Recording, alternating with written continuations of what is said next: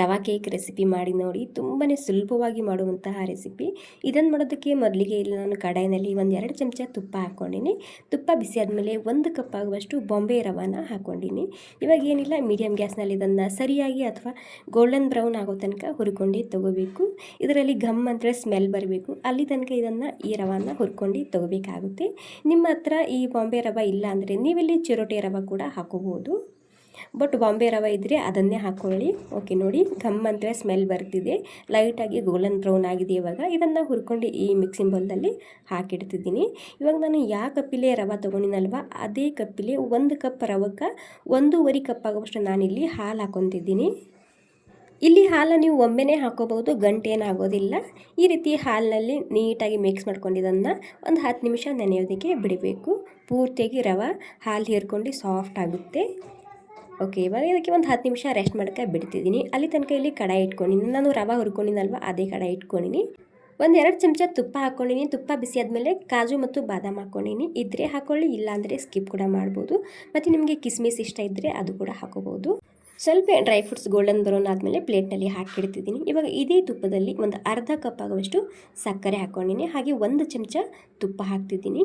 ನೀರು ಹಾಕಬಾರ್ದು, ಜಸ್ಟ್ ಸಕ್ಕರೆ ಮಾತ್ರ ಹಾಕೋಬೇಕು. ಹಾಗೆ 1-2 ಚಮಚ ತುಪ್ಪದಲ್ಲಿ ಇದನ್ನು ಕ್ಯಾರಮೆಲ್ ಮಾಡ್ಕೊಂಡು ತಗೋಬೇಕು. ನಿಮಗೆ ಸ್ವೀಟ್ ಜಾಸ್ತಿ ಇಷ್ಟ ಇದ್ದರೆ ನೀವು ಇಲ್ಲಿ 1/4 ಕಪ್ ಆಗುವಷ್ಟು ಸಕ್ಕರೆ ಹಾಕೋಬೋದು. ನಾನಿಲ್ಲಿ ಅರ್ಧ ಕಪ್ ಆಗುವಷ್ಟು ಸಕ್ಕರೆ ಹಾಕ್ಕೊಂಡಿನಿ. ನೋಡಿ, ಒಂದು 3-4 ನಿಮಿಷ ಆಗಿದೆ. ಈ ರೀತಿ ಮೆಲ್ಟ್ ಆಗಿದೆ ಸಕ್ಕರೆ. ಇವಾಗ ಗ್ಯಾಸ್ ಇಲ್ಲಿ ಸ್ಲೋಕ್ಕಿಂತ ಒಂದು ಸ್ವಲ್ಪ ಜಾಸ್ತಿ ಇಟ್ಕೊಂಡು ಈ ರೀತಿ ಚಮಚಲಿಂದ ಮಿಕ್ಸ್ ಮಾಡ್ಕೊತಾ ಇದನ್ನು ಈ ರೀತಿ ಕ್ಯಾರಮೆಲ್ ಮಾಡ್ಕೊಂಡು ತಗೋಬೇಕು. ನೋಡಿ, ಈ ರೀತಿ ಕೊನೆಗೆ ಗೋಲ್ಡನ್ ಬ್ರೌನ್ ಕಲರ್ ಬರಬೇಕು ಸಕ್ಕರೆಗೆ. ಈ ರೀತಿ ಗೋಲ್ಡನ್ ಬ್ರೌನ್ ಆಗಿದ್ದರೆ ಇದು ತಯಾರಾಗಿದೆ ಅಂತ ಅರ್ಥ. ಇವಾಗ ನೋಡಿ, ಇಲ್ಲಿ ರವೆ ನಾವು ಹಾಲಲ್ಲಿ ಮಿಕ್ಸ್ ಮಾಡಿ ಇಟ್ಕೊಂಡಿದ್ವಲ್ಲ, ಇದು ಕೂಡ ಪೂರ್ತಿಯಾಗಿ ಗಟ್ಟಿಯಾಗಿದೆ. ರವೆ ಪೂರ್ತಿಯಾಗಿ ಹಾಲೆಲ್ಲ ಹೀರ್ಕೊಂಡಿದೆ. ಇವಾಗ ಈ ರವೆನ ಹಾಕಿ ಮತ್ತೆ ಇದನ್ನು ಈ ರೀತಿ ಚಮಚಲಿಂದ ಮಿಕ್ಸ್ ಮಾಡ್ಕೊತಾ ಇರಬೇಕು. ಜಾಸ್ತಿ ಟೈಮ್ ಹಿಡಿಯೋದಿಲ್ಲ. ಇಲ್ಲಿ ಒಂದು 3-4 ನಿಮಿಷದಲ್ಲಿ ಇದು ಪೂರ್ತಿಯಾಗಿ ತಳ ಬಿಟ್ಕೊಳ್ಳುತ್ತೆ. ಇಲ್ಲಿ ಈ ಟೈಮ್ನಲ್ಲಿ ಗ್ಯಾಸ ಸ್ಲೋ ಇದೆ. ಸ್ಲೋ ಗ್ಯಾಸ್ನಲ್ಲಿ ಈ ರೀತಿ ನೀಟಾಗಿ ಮಿಕ್ಸ್ ಮಾಡ್ಕೊಂಡು ತಗೋಬೇಕು. ಓಕೆ ನೋಡಿ, ಪೂರ್ತಿಯಾಗಿ ತಳ ಬಿಡ್ತಿದೆ. ಇದು ನೋಡ್ತಿರ್ಬೋದು. ಒಂದು 3-4 ನಿಮಿಷ ಇದೇ ರೀತಿ ಅಥವಾ ತಳ ಬಿಡೋ ತನಕ ಇದನ್ನು ಈ ರೀತಿ ಚಮಚಲಿಂದ ಮಿಕ್ಸ್ ಮಾಡ್ಕೊತಾ ಇರಬೇಕು. ಗ್ಯಾಸ್ ಸ್ಲೋ ಇರಲಿ. ತುಂಬ ಸುಲಭವಾಗಿ ಮಾಡ್ಕೋಬೋದು. ಮಕ್ಕಳು ಏನಾದರೂ ಕೇಕ್ ಬೇಡಿದರೆ ಒಂದ್ಸಲ ಖಂಡಿತ ಮಿಸ್ ಮಾಡದೆ ಟ್ರೈ ಮಾಡಿ ನೋಡಿ. ತುಂಬ ಹೆಲ್ದಿ ಕೂಡ ಈ ರೆಸಿಪಿ. ಮತ್ತು ಹೊರಗಡೆ ಹೋಗಿ ತಿನ್ನೋದಕ್ಕಿಂತ ಮನೆಯಲ್ಲಿ ಈ ರೀತಿ ತುಂಬ ಸುಲಭವಾಗಿ ಹೆಲ್ದಿಯಾಗಿ ಒಂದ್ಸಲ ಟ್ರೈ ಮಾಡಿ ನೋಡಿ. ಸೂಪರಾಗಿರುತ್ತೆ ಟೇಸ್ಟು. ಇವಾಗ ನೋಡಿ, 3-4 ನಿಮಿಷ ಹಾಗೆಯೇ ಮಿಕ್ಸ್ ಮಾಡ್ಕೊಂಡಿನಿ. ನಾನು ಮಿಕ್ಸ್ ಮಾಡ್ಕೊಂಡು ಆದಮೇಲೆ ಇದಕ್ಕೆ ಕೊನೆಗೆ ಏಲಕ್ಕಿ ಪೌಡರ್ ಹಾಕ್ಕೊಂಡಿನಿ, ಒಂದು ಅರ್ಧ ಚಮಚ ಆಗುವಷ್ಟು. ಹಾಗೆ ಒಂದು 2-3 ಚಮಚ ಆಗುವಷ್ಟು ತುಪ್ಪ ಹಾಕ್ತಿದ್ದೀನಿ. 1 ಚಿಟಿಕೆ ಇಲ್ಲಿ ಉಪ್ಪು ಕೂಡ ನಾನಿಲ್ಲಿ ಹಾಕ್ಕೊಂಡಿನಿ. ಉಪ್ಪು ಒಂದೇ ಚಿಟಿಕೆ ಹಾಕೋಬೇಕು. ಒಂದೇ ಚಿಟಿಕೆ ಉಪ್ಪು ಹಾಕೋದ್ರಿಂದ ಟೇಸ್ಟ್ ಸೂಪರಾಗಿರುತ್ತೆ ಈ ಕೇಕ್ದು. ಓಕೆ, ನೀವು ನೋಡ್ತಿರ್ಬೋದು ಶೈನಿಂಗ್ ಬಂದಿದೆ ಮತ್ತು ತಳ ಪೂರ್ತಿಯಾಗಿ ಬಿಡ್ತಿದೆ. ಇದು ಈ ರೀತಿ ಕೊನೆಗೆ ತುಪ್ಪ ಹಾಕೋದ್ರಿಂದ ಸಾಫ್ಟಾಗಿ ಮೃದುವಾಗಿ ಬರುತ್ತೆ ನಾವು ಮಾಡುವಂತಹ ಕೇಕ್. ವಾವ್, ನೋಡಿ, ಸೂಪರ್ ಆಗಿರುವಂತಹ ಕೇಕ್ ರೆಸಿಪಿ ರೆಡಿಯಾಗಿದೆ. ಇಲ್ಲಿ ನಾನು ಕೇಕ್ ಟೀನ್ ತೊಗೊಂಡಿದ್ದೀನಿ. ಈ ರೀತಿ ಕೇಕ್ ಟೀನ್ ಇಲ್ಲ ಅಂದರೆ ನಾರ್ಮಲಾಗಿ ಅನ್ನ ಮಾಡೋದಕ್ಕೆ ಟಿಫಿನ್ ಬಾಕ್ಸ್ ಯೂಸ್ ಮಾಡ್ತೇವಲ್ಲ ಕುಕ್ಕರ್ದಲ್ಲಿ, ಅದನ್ನು ಕೂಡ ಬಳಸ್ಕೋಬೋದು. ಒಂದು ಸ್ವಲ್ಪ ತುಪ್ಪ ಹಚ್ಚಿದ್ದೀನಿ. ತುಪ್ಪ ಹಚ್ಚಿಲಿ ಡ್ರೈ ಫ್ರೂಟ್ಸ್ ಹಾಕ್ತಿದ್ದೀನಿ. ಇವಾಗ ಇದನ್ನು ಈ ರವಾನ ಹಾಕಿ ಈ ರೀತಿ ನೀಟಾಗಿ ಇದನ್ನು ಸೆಟ್ ಮಾಡ್ಕೊಂಡು ತಗೋಬೇಕು.